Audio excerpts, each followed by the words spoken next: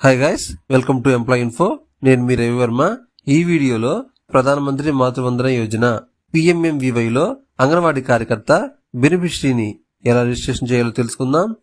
వీడియోలోకి వెళ్లే ముందుగా ఒక ముఖ్య గమనిక, ఈ వీడియో ఎక్కడ స్కిప్ చేయకుండా చూడండి. స్కిప్ చేస్తే మీకు అర్థం కాదు. ఇక ఆలస్యం చేయకుండా వీడియోలోకి వెళ్ళిపోదాం. మొదటగా PMMVYలోకి లాగిన్ కావాల్సి ఉంటుంది. ఆల్రెడీ ఎలా లాగిన్ కావాలో నేను వీడియో చేసున్నాను. ఫర్గాట్ పాస్వర్డ్ ఆప్షన్ ద్వారా ఎలా పాస్వర్డ్ సెట్ చేసుకోవాలో ఆల్రెడీ వీడియో చేశాను కాబట్టి ఆ వీడియో ఒకసారి చూడండి. యూజర్ నేమ్ వచ్చేసరికి ANG, తర్వాత మీ 11 డిజిట్ కోడ్. మీరు ఏ పాస్వర్డ్ సెట్ చేసుకున్నారో ఆ పాస్వర్డ్, సో మీ 11 డిజిట్ కోడ్ పాస్వర్డ్తో మీరు లాగిన్ కావాల్సి ఉంటుంది. లాగిన్ ID, పాస్వర్డ్ మరియు క్యాప్చాతో లాగిన్ కాగానే వెరిఫై అని వస్తుంది. వెరిఫైని క్లిక్ చేసి OTPని ఎంటర్ చేయవలసి ఉంటుంది. OTP ఎంటర్ చేయగానే మీకు లెఫ్ట్ సైడ్ డాష్బోర్డ్ కనిపిస్తుంది. డాష్బోర్డ్లో డేటా ఎంట్రీ అనే ఆప్షన్ దగ్గర టచ్ చేయగానే మరికొన్ని ఆప్షన్స్ కనిపిస్తాయి. అక్కడ మొదటి ఆప్షన్ వచ్చేసరికి బెనిఫిషరీ రిజిస్ట్రేషన్ ను మనం క్లిక్ చేయాల్సి ఉంటుంది. బెనిఫిషరీ రిజిస్ట్రేషన్ టచ్ చేయగానే మీకు అప్లికేషన్ ఓపెన్ అవుతుంది. అక్కడ పర్సనల్ ప్రొఫైల్ కింద beneficiary is employee of central government or state government are PSU అనే ఆప్షన్ ఉంటుంది. అంటే బెనిఫిషరీ ఒకవేళ గవర్నమెంట్ ఎంప్లాయీ అయితే ఎస్ క్లిక్ చేయవలసి ఉంటుంది, లేకుంటే అవసరం లేదు. తర్వాత first child, second girl child అనే 2 ఆప్షన్స్ ఉంటాయి. ఫస్ట్ చైల్డ్ ఆప్షన్ క్లిక్ చేస్తున్నాను. క్రింద నెంబర్ ఆఫ్ లివింగ్ చిల్డ్రన్ అనే ఆప్షన్ ఉంది. మనం ఫస్ట్ చైల్డ్ సెలెక్ట్ చేస్తున్నాం కాబట్టి అక్కడ 0 సెలెక్ట్ చేయాలి.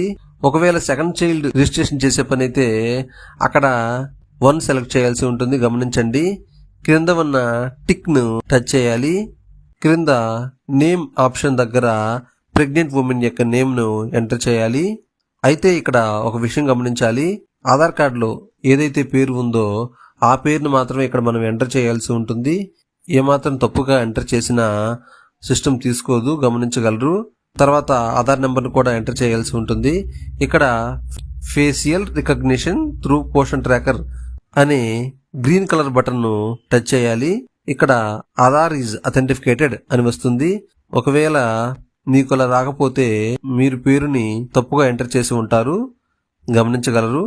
పేరు మధ్యలో స్పేస్ తర్వాత క్యాపిటల్ లెటర్స్ ఉంటాయి మనకు ఆధార్ కార్డులో, కానీ మనం స్మాల్ లెటర్స్ ఎంటర్ చేయాలి. ఆధార్ కార్డులో క్యాపిటల్ లెటర్ ఉందని ఎంటర్ చేసినందువల్ల అది రాదు. మొదటి అక్షరం మాత్రమే క్యాపిటల్ లెటర్ వాడాలి, మధ్యలో మొత్తం స్మాల్ లెటర్సే వాడాలి, గమనించగలరు. స్పెల్లింగ్ మాత్రం ఆధార్ కార్డులో ఉన్నట్టుగానే ఎంటర్ చేయాలి, లేకుంటే రాదండి. అప్పుడు ఆధార్ ఈజ్ అథెంటిఫికేటెడ్ దగ్గర ఓకే టచ్ చేయాలి. తర్వాత డేట్ ఆఫ్ బర్త్ ఎంటర్ చేయాల్సి ఉంటుంది.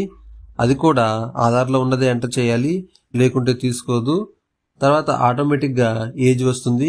క్రింద కేటగిరీ ఆప్షన్లో అదర్స్, SC, ST మాత్రమే ఉన్నాయి కాబట్టి SC, ST అయితే సెలెక్ట్ చేసుకోండి, లేదంటే ఇతర ఏ క్యాస్ట్ అయినా సరే అదర్స్ అనే ఆప్షన్ని సెలెక్ట్ చేసుకోవాలి. తర్వాత బెనిఫిషరీ యొక్క మొబైల్ నెంబర్ని ఎంటర్ చేయాల్సి ఉంటుంది. ఇక్కడ మొబైల్ నెంబర్ బిలాంగ్స్ టు అనే ఆప్షన్లో ఆ నెంబర్ బెనిఫిషరీది అయితే సెల్ఫ్ అని సెలెక్ట్ చేయాలి, లేదంటే హస్బెండ్, మదర్, ఫాదర్ ఎవరిదైతే వారిని సెలెక్ట్ చేయాలి. ఎలిజిబిలిటీ క్రైటీరియా ఆప్షన్లో మొత్తం 9 రకాల డాక్యుమెంట్స్ చూపిస్తుందండి.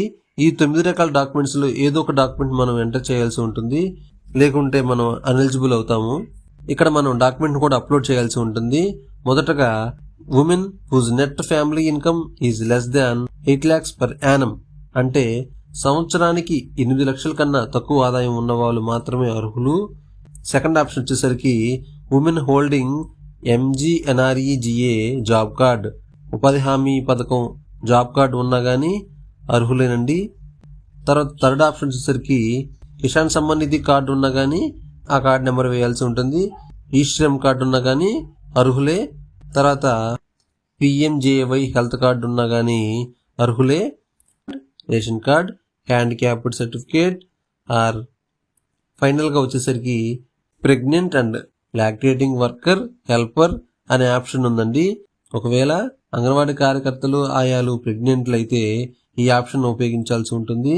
తర్వాత 9th ఆప్షన్ వచ్చేసరికి సెంట్రల్ రేషన్ కార్డ్ అండి. ఇలా ఏ ప్రూఫ్ ఉంటే ఆ ప్రూఫ్ అప్లోడ్ చేయవలసి ఉంటుంది. ఫర్ సపోజ్ నేను రేషన్ కార్డ్ తీసుకున్నాను. తర్వాత ఐడెంటిటీ నెంబర్ దగ్గర రేషన్ కార్డ్ నెంబర్ ఎంటర్ చేయాల్సి ఉంటుంది. ఏ ప్రూఫ్ ని సెలెక్ట్ చేసుకున్నారో ఆ ప్రూఫ్ యొక్క డాక్యుమెంట్ నెంబర్ ని మనం ఎంటర్ చేయాల్సి ఉంటుంది. తర్వాత అప్లోడ్ ఫైల్ ఆప్షన్ దగ్గర రేషన్ కార్డ్ ని అప్లోడ్ చేయాలి. అయితే ఇక్కడ పీడిఎఫ్ జేపీజీ ఫైల్స్ ఫార్మాట్స్ తీసుకుంటుంది. ఒకవేళ ఫైల్ సైజు 1 MB కంటే ఎక్కువ ఉంటే తీసుకోదు, గమనించగలరు. తర్వాత ఎంసీపీ కార్డ్ డీటెయిల్స్ దగ్గర ఎన్సీపీ కార్డ్ నెంబర్ని ఎంటర్ చేయాలి. ఎంసీపీ కార్డ్ మనకు రిజిస్ట్రేషన్ చేసిన డేట్ని అక్కడ ఎంటర్ చేయాలి. అప్లోడ్ ఎంసీపీ కార్డ్ అనే ఆప్షన్ దగ్గర మన ఎంసీపీ కార్డులోని మొదటి పేజీని ఫోటో తీసి అప్లోడ్ చేయాల్సి ఉంటుంది. తర్వాత ఎల్ఎంపీ డేట్ ను ఎంటర్ చేయాలి. తర్వాత ఏఎన్సి అంటే మొదట డాక్టర్ని సంప్రదించిన డేట్ ను మనం ఎంటర్ చేయాల్సి ఉంటుంది. తర్వాత అడ్రస్ ఆప్షన్ దగ్గర బెనిఫిషరీ యొక్క అడ్రస్ ను టైప్ చేయాలి. క్రింద విలేజ్ నేమ్ దగ్గర మీ యొక్క విలేజ్ ని సెలెక్ట్ చేసుకొని తర్వాత పిన్ కోడ్ ఎంటర్ చేయాల్సి ఉంటుంది. ఇక్కడ బ్లూ కలర్ లో ఉన్న సబ్మిట్ బటన్ ను టచ్ చేయాలి. Please click on facial recognition through Poshan tracker to confirm facial recognition of beneficiary through Poshan tracker అనే వస్తుంది. అంటే పైకి స్క్రోల్ చేస్తే పైన facial recognition through Poshan tracker అనే ఆప్షన్ క్లిక్ చేయాలి. ఆ ఆప్షన్ క్లిక్ చేయగానే face recognition of beneficiary has been done successfully Poshan tracker అని వస్తుంది. ఓకే క్లిక్ చేసి మరలా గ్రీన్ బటన్ టచ్ చేయాలి. తర్వాత మరలా అలాగే వస్తుంది. తర్వాత బాటంలోకి వెళ్ళి మరలా blue colour submit button select చేయాలి. ఇక్కడ ఎడిట్ ఆర్ సబ్మిట్ అనే ఆప్షన్ వస్తుంది.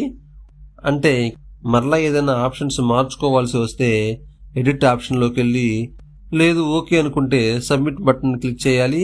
సబ్మిట్ బటన్ క్లిక్ చేయగానే బెనిఫిషరీ రిజిస్టర్డ్ సక్సెస్ఫుల్లీ అని వస్తుంది. ఈ విధంగా అంగన్వాడీ కార్యకర్త బెనిఫిషరీని రిజిస్ట్రేషన్ చేసుకోవచ్చు. ఈ వీడియో మీకు నచ్చినట్లయితే లైక్ చేయండి, షేర్ చేయండి. సలహాలు సూచనలు ఇవ్వదలుచుకుంటే కామెంట్లు తెలియజేయండి. ఈ ఛానల్ ఎంప్లాయ్ ఇన్ఫోను సబ్స్క్రైబ్ చేసుకోండి. Thank you guys.